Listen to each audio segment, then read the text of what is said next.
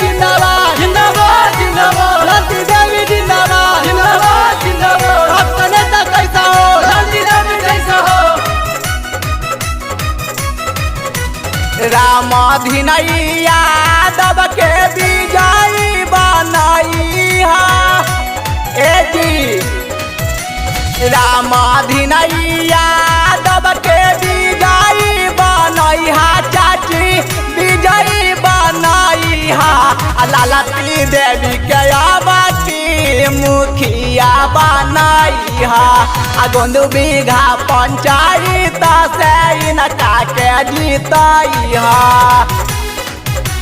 गोंद बीघा के जनता जिंदाबाद जिंदाबाद जिंदाबाद, गोंद बीघा के जनता जिंदाबाद जिंदाबाद जिंदाबाद,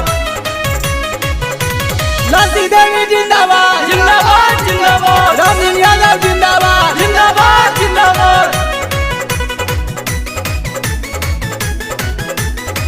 रोड गली नाली के ना रही भैया टेंशन, दादा और दादी के मिली वृद्धा पेंशन।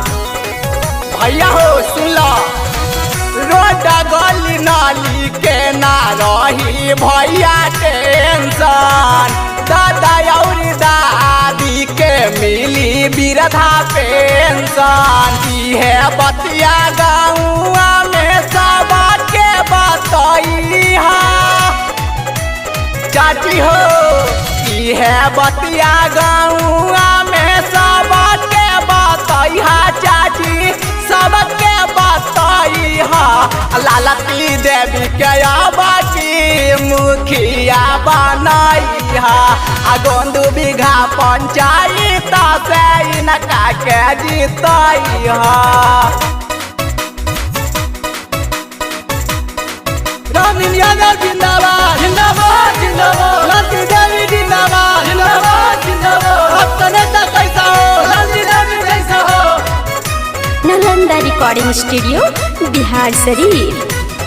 ललतिया देवी रही है जनता के करीबी, जीतला के बाद भैया दूर हो जाई गरीबी।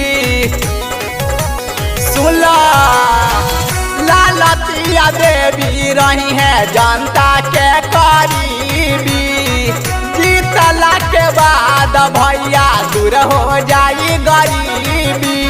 सोनुआ विकासवा के बात ना भूलैहा ए जी, निराजा निराला के बात ना भूलैहा चाची, बात ना भूलैहा। ललती देवी के अबकी मुखिया बनैहा। गोंद बीघा पंचायत से इनका के जीतैहा। रामधिनैया यादव के विजयी बनैहा चाची, विजयी बनैहा। ललती देवी के अबकी मुखिया बनैहा। गोंद बीघा पंचायत से इनका के जीतैहा।